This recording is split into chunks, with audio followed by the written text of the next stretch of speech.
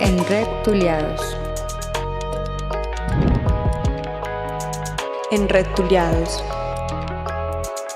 Un encuentro con el arte y la literatura.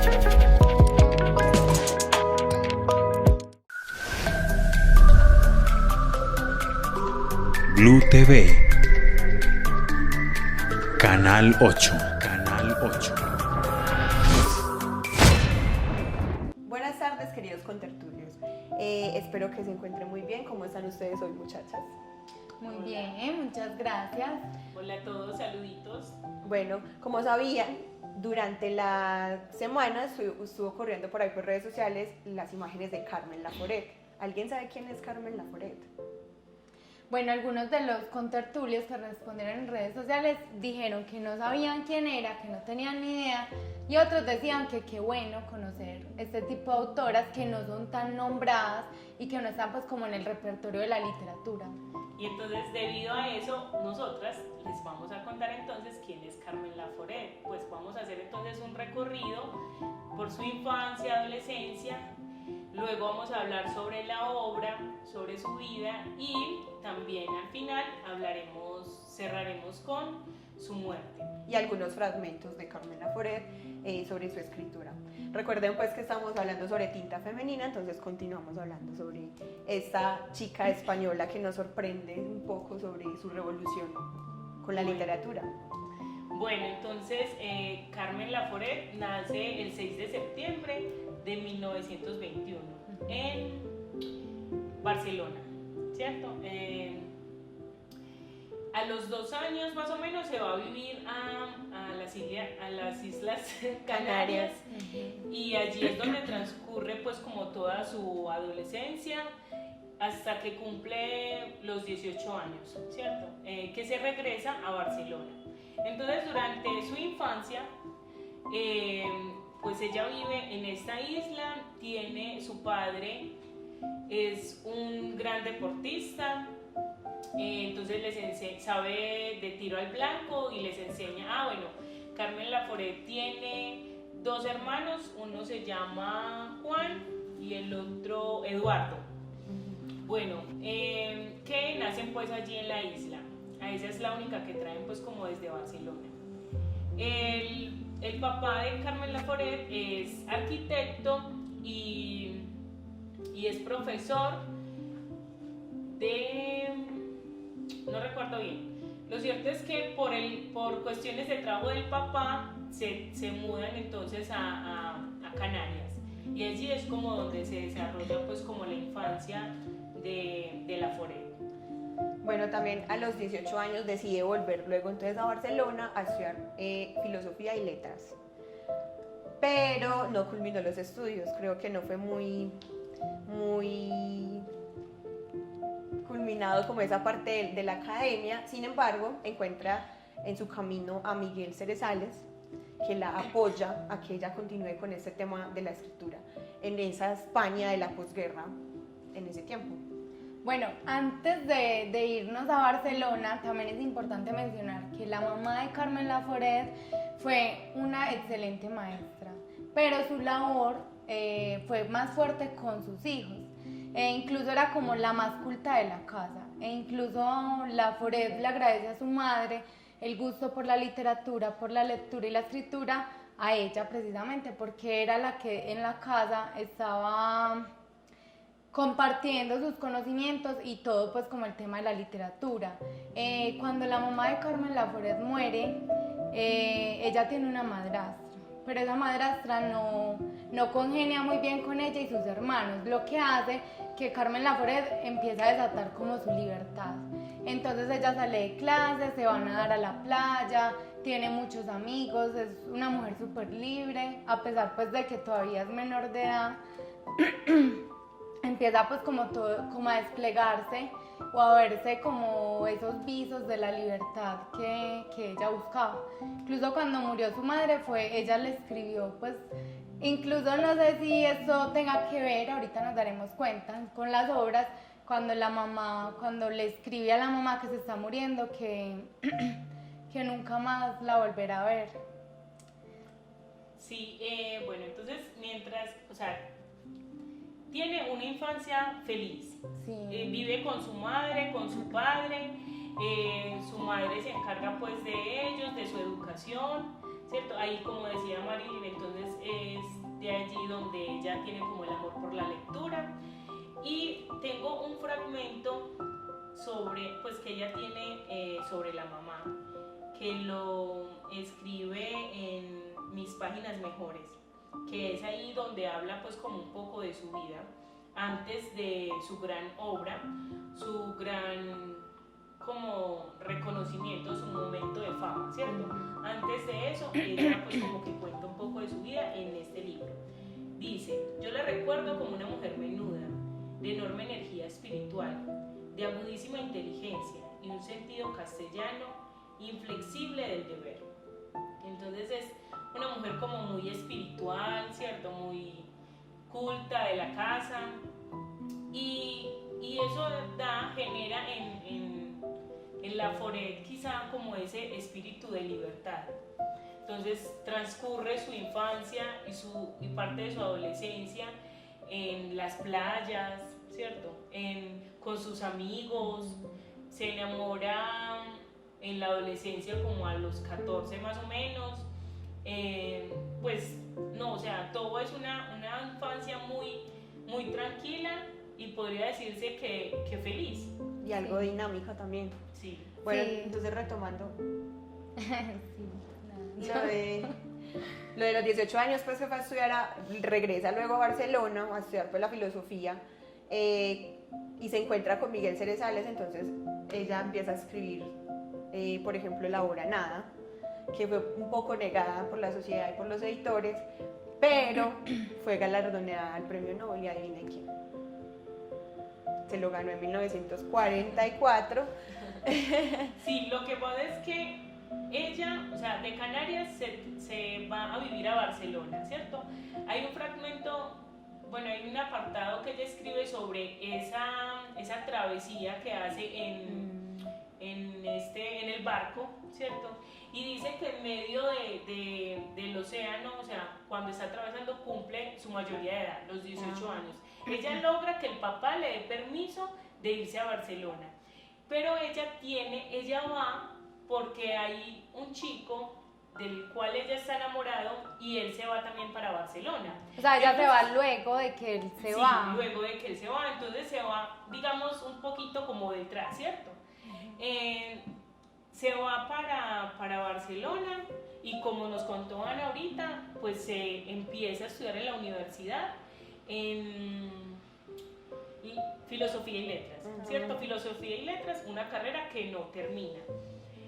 Cuando ella llega a Barcelona, que llega de noche, llega a la casa donde nació, donde viven los abuelos, ¿cierto? Pero ella no es bien recibida allí. E incluso la abuela le dice otro nombre. Sí, es porque lo que pasa es que ahorita, más adelante les vamos a contar, porque en su novela Nada, ahí ella cuenta un poco cómo fue su experiencia con este golpe, pues con el cambio, ¿cierto?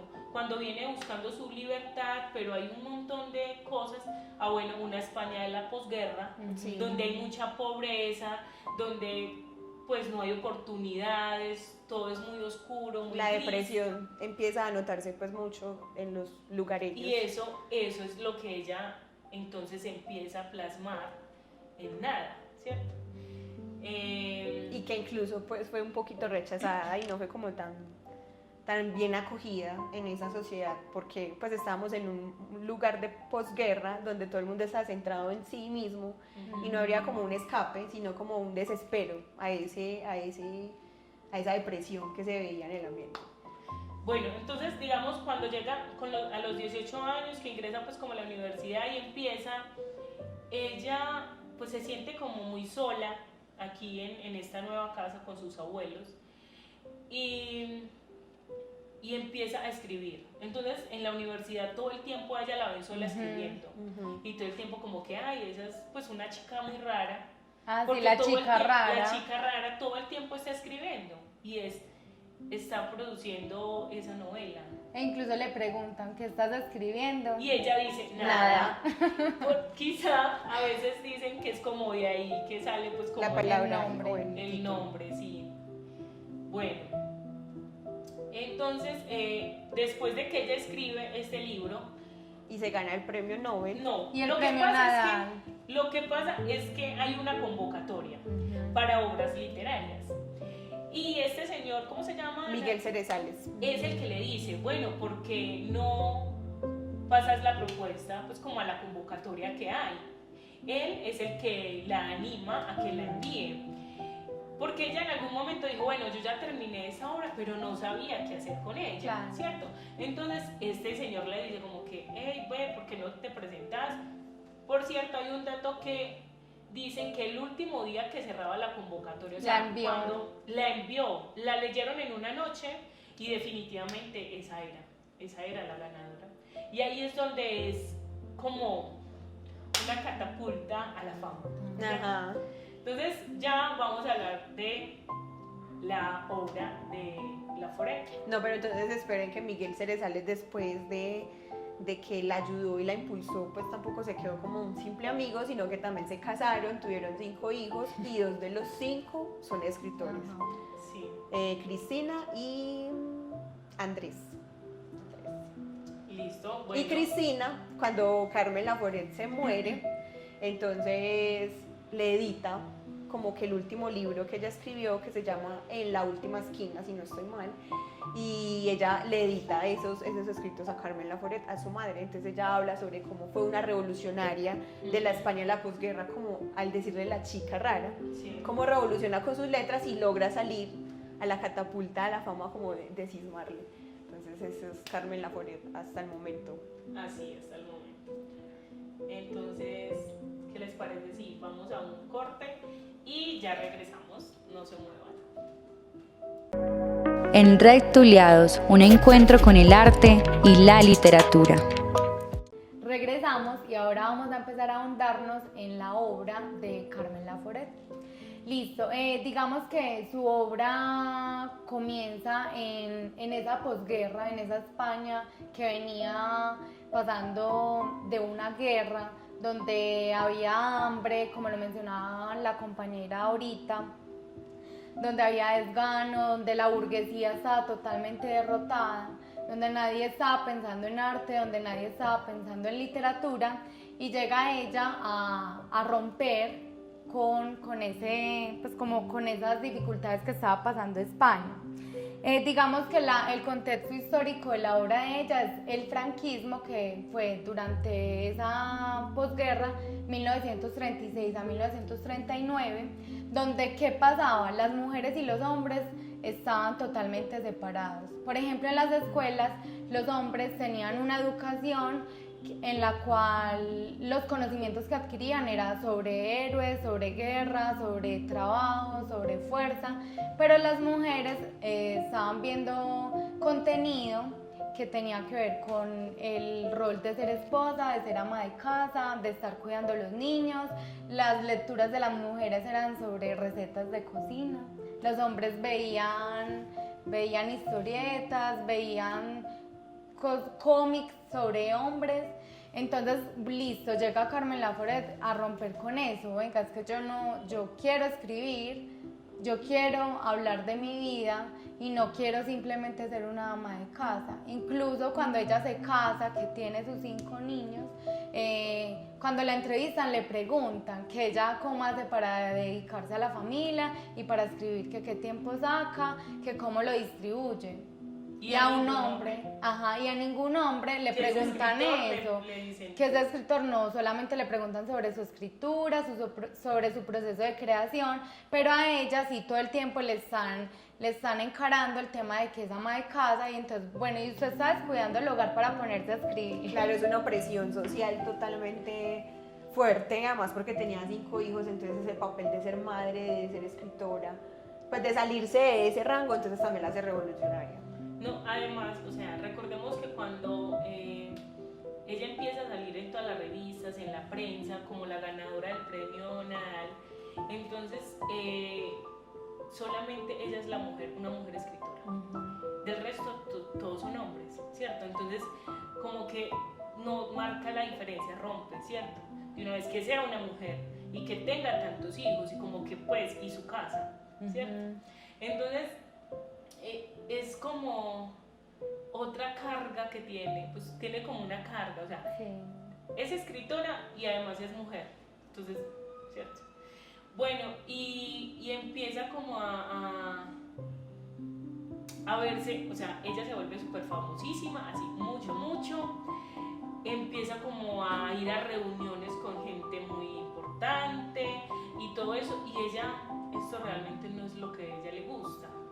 Ella le gusta ser como más, como anónimo. Como o sea, el más- anonimato. Sí, porque todo esto le estresa, que estén preguntándole todo el tiempo que para cuándo la otra obra, que entonces que si sus hijos le demandan mucho tiempo, ¿cierto? Que en qué momento se escribe, es como mucha presión. Realmente ella no estaba preparada para tanta fama, digamos. Sí, y tantos triunfos porque ahí también se ganó el premio de la Real Academia. En 1947 más o menos, que fue después del premio Nadal, se gana con Nada el premio de la Real Academia. Es muy curioso porque Nada le hizo mucho, ¿no les parece? Sí. No fue por tan todos nada lados. como ella seguramente se imaginó, porque Sí. realmente después de eso, pues como la presión empezó a ser bastante fuerte, porque entonces ya le estaban pidiendo otra obra, entonces Todo ¿cuál es el la tiempo. nueva obra que vas a producir? Claro, ¿no? Y como fue un éxito, Nada fue un éxito, entonces como que la segunda pues tiene que ser mucho mejor, tiene que superar, ¿cierto? La anterior. Parce, 8 años se demoró para escribir su segunda obra. Que fue Y una en mujer ese- nueva. Sí, y en ese trayecto, escribía artículos para revistas, para periódicos, Cuentos. porque ella decía, pues eso me tiene que dar también dinero, porque son 5 hijos que hay que sostener, que hay que mantener, entonces pues no me puedo echar, pues. Entonces decía, me levanto a las 5 de la mañana a escribir, me levanto a las 5 y le doy pues así juiciosa y luego a los quehaceres del hogar, porque se nota que era una excelente mamá. Los cuidaba, los protegía, se divertía con ellos, los llevaba a la playa, pues realmente cómo se evidencia el valor realmente de Claro, y eso fue una motivación para escribir una mujer nueva, que era realmente otra mujer en esa época, pues una mujer muy adelantada, ¿no? Sí. Hablemos de Nada entonces, ¿qué es esta obra? ¿Cómo se compone esta obra, muchachas? Bueno, pues realmente es como la experiencia. Ah, bueno, decían que era algo autobiográfico y ella dice que sí hay sensaciones, sí hay de lo que ella vivió, pero no es su vida en sí.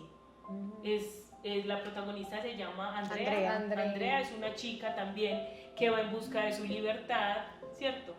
Que llega a un lugar donde no es como bien recibida y en su juventud vive pues como todas estas presiones de lo social y también todos estos limitantes como la pobreza, pues como no tener un espacio como familiar, como un hogar. Sí, es como pararse, como después de experimentar toda esa presión, después de vivir tantas cosas y tantas sensaciones de la vida que traen, ¿cierto? Es como pararse en una esquina, quedarse mirando a la nada, precisamente, y pensar todo eso, ser consciente y aguzar todos esos sentimientos y todos esos sentidos a lo que ese habitar del mundo te está trayendo.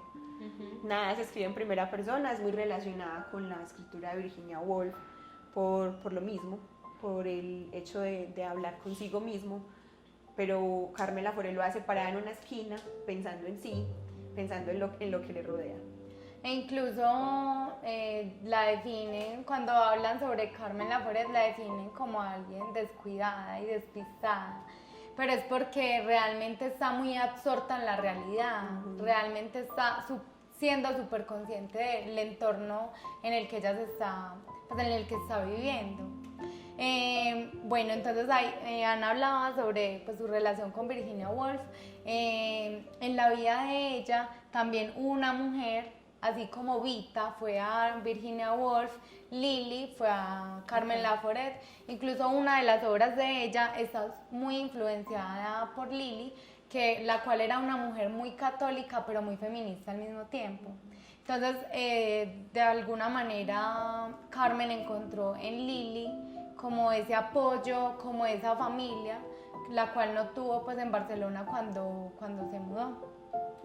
Bueno, Nada es un libro que toma voz propia y que le da la voz a los jóvenes que en ese momento no se sentían identificados con absolutamente nada, porque la guerra deja ruinas, no solamente en cuanto a estructuras físicas, sino ruinas pues ya en temas psicológicos, sociales, y digamos que de alguna forma genera brechas que lo que hacen es dividir una sociedad cada vez más. Yo me atrevería a decir que es como lo que fue Joy Division a la Inglaterra posguerra, que fue darle esa voz a los jóvenes. E incluso la crítica dice que los jóvenes decían que se identificaban con Carmen Laforet porque ella sí hablaba del contexto español. Ella sí, aunque era fantasía, pero que tenía mucha realidad, ella sí estaba expresando, sí estaba manifestando, sí estaba reflejando un contexto social que estaba devastado. Y además sí les daba voz a esos jóvenes que también pasaban por lo mismo, también están absortos en la realidad, sentados o parados en una esquina o en una silla por ahí, en una acera. Entonces Carmen Laforet le da voz y le da sentido como de esta manera. Entonces ya los jóvenes dicen, ya hay alguien que nos identifique. Recuerdo que en algún momento leí que en las escuelas de Estados Unidos el pensum, o la materia de habla hispana tenía que tener una obra de Carmen Laforet. Es decir, y se volvió pues como un ícono dentro de los jóvenes, pues en los jóvenes de Estados Unidos. Entonces todo el tiempo era como una banderada. Entonces ella viaja a Estados Unidos y tiene pues como gran acogida, porque como les decía, en las escuelas todo el mundo tenía que haber leído algo de Carmen Laforet. ¿Qué tal si leemos algo de Carmen Laforet? ¿Les parece? Es un fragmento. Sí.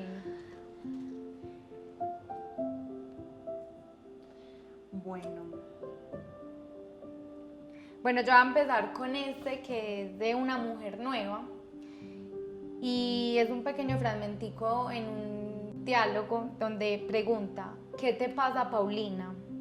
Le preguntó suavemente a media voz, dirigiéndose a la imagen suya del espejo, pero en verdad, materialmente no le sucedía nada. Alrededor suyo no sucedía absolutamente nada.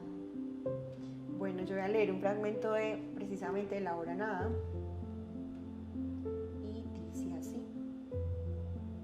Quizás me ocurra esto porque he vivido siempre con seres demasiado normales y satisfechos de ellos mismos.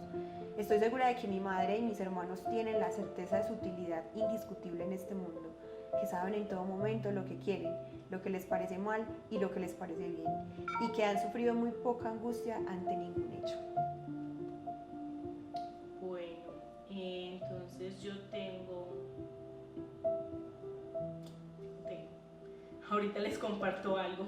Bueno, mientras Marle lo encuentra, referente a mi fragmento y al que leyó Ana, a ella la definían también como una mujer muy existencialista, porque era una mujer que todo el tiempo se estaba cuestionando como el tedio de los días, el paso de los días, el paso de las horas y no pasa nada, como estar expectante a qué va a pasar, como ese despertarse con esa sensación morbosa de ¿y hoy qué va a pasar con mi vida? Sí, como no quedarse quieta y en ese estado de inmovilidad ante la vida. O sea, ella quería ser una mujer activa ante el mundo, ¿no? Sí. Hay alguien creo que en Estados Unidos o Suiza, no sé, con el que ella se escribe cartas todo el tiempo. Es un amigo, pero no recuerdo el nombre. Y hay un libro sobre eso. Hay un libro libro que ese libro recopila esas cartas. lo editó la hija, que es creo que La Última Esquina o algo así, pero no recuerdo. Este libro es unas cartas que se escriben con un amigo sobre todo ese transitar de lo que pasó después de nada, de lo que pasó después de Yo soy una mujer y lo que va sucediendo ya al término porque ella renuncia realmente pues a la escritura, entonces escribe con el amigo y ya, eso es lo único que queda. Su hija Cristina es quien hace esa recopilación del libro y lo publica. Incluso Carmen Laforet hizo muy buenas amistades, ella viajó con Rafael Alberti, Juan Ramón Jiménez, la elogiaba Sí. muchísimo. Sí. Y viajó a Roma, o sea, ella era una mujer que viajaba mucho, incluso Lo que cuando... pasa es que esos viajes los hacía como fugas. Ujú. Ella decía, no puedo escribir acá, no puedo escribir en esta España, ¿cierto? Que me duele, tengo que salir. Y ahí era donde se escapaba a escribir.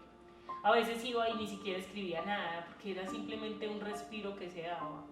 E incluso ella se separa porque ella, muy a lo Virginia Woolf, ella necesita una habitación propia, necesita estar sola, necesita su espacio, pero para ello es como una habitación propia pero itinerante, porque ella viaja a un país, viaja a Roma, viaja a Italia, viaja a Estados Unidos y de alguna manera ella va escribiendo todos esos viajes que va haciendo. Es una habitante del mundo.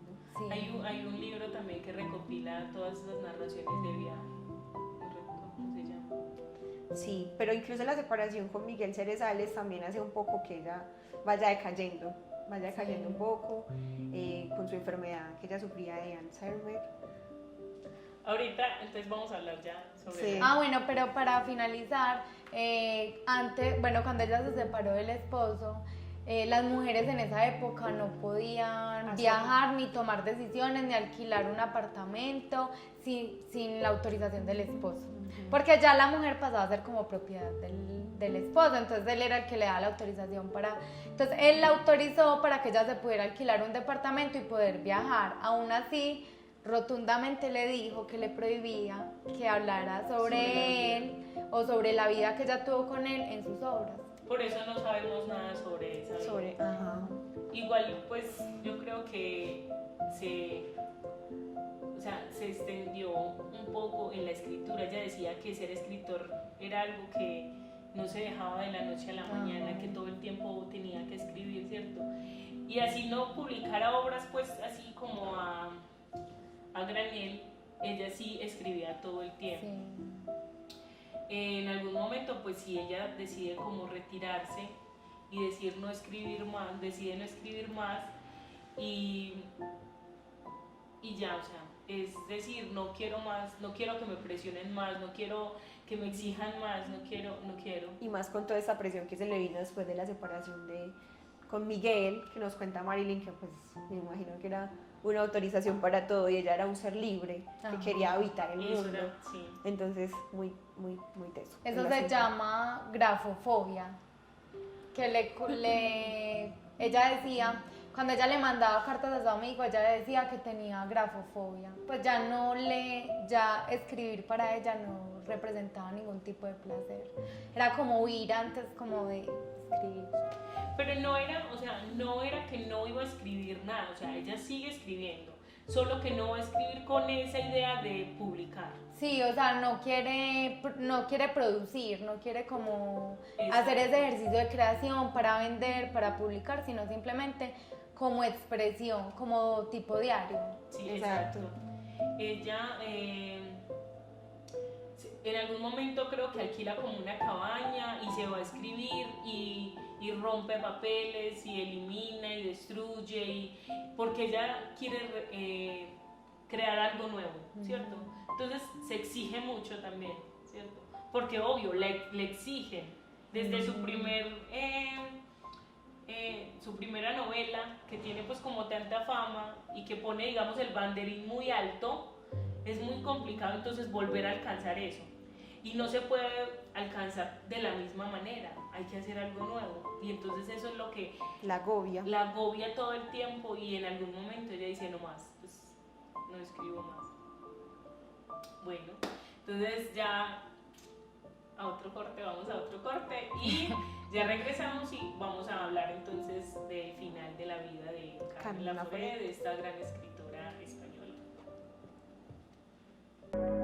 En Reptuliados, un encuentro con el arte y la literatura. Me compensaba el trabajo que me llegaba a costar poder ir limpia a la universidad y sobre todo parecerlo junto al aspecto confortable de mis compañeros. Aquella tristeza de recoger los guantes, de lavar mis blusas en el agua turbia y helada del lavadero de la galería con el mismo trozo de jabón que Antonia empleaba para fregar sus cacerolas y que por las mañanas raspaba mi cuerpo bajo la ducha fría. Este es uno de los fragmentos de la obra Nada, que es como una de las más reconocidas de Carmen Laforet. Bueno, entonces como habíamos dicho antes, vamos a hablar entonces como del final de la vida de Carmen Laforet, y es entonces ya un estado de vejez, ¿cierto? En el que ya se notan algunas señales de una enfermedad que tiene, ¿enfermedad qué? Degenerativa neuronal. Que empieza entonces como a comer por dentro, ya se va alejando hacia el silencio, ¿cierto? Se va apagando de alguna manera. En ese momento ya sí se ausenta en su totalidad de la escritura. Creo que los últimos años de Carmen Laforet fue de mucha lectura. Ella decía que más que escribir, ella le encantaba leer. Y fue como lo último así relacionado con la literatura en lo que ella se refugió.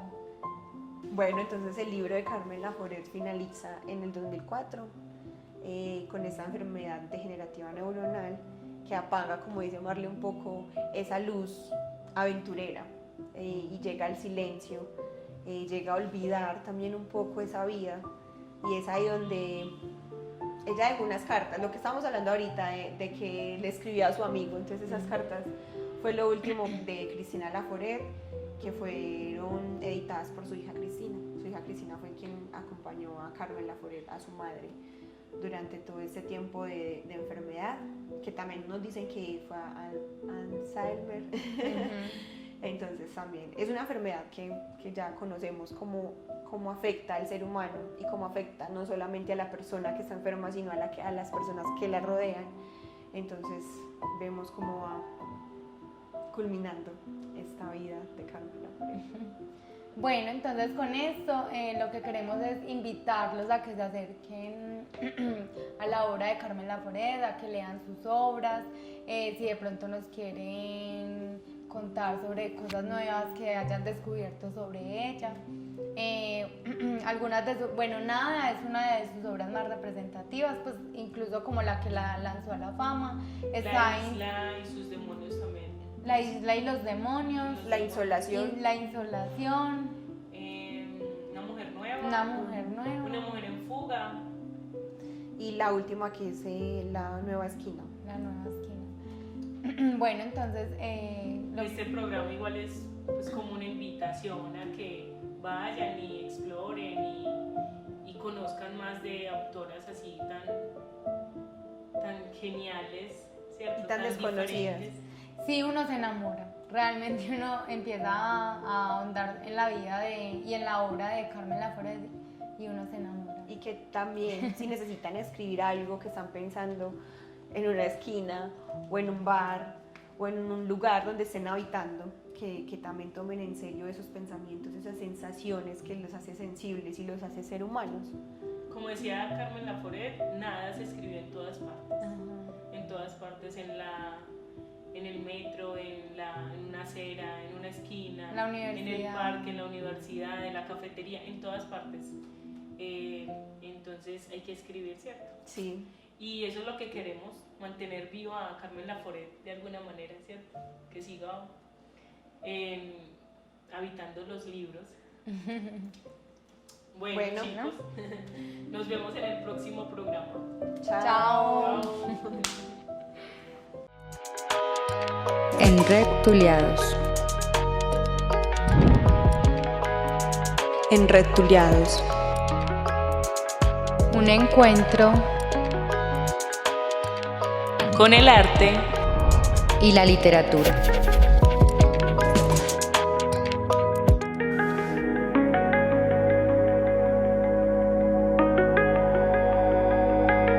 En Rectuliados, un encuentro con el arte y la literatura.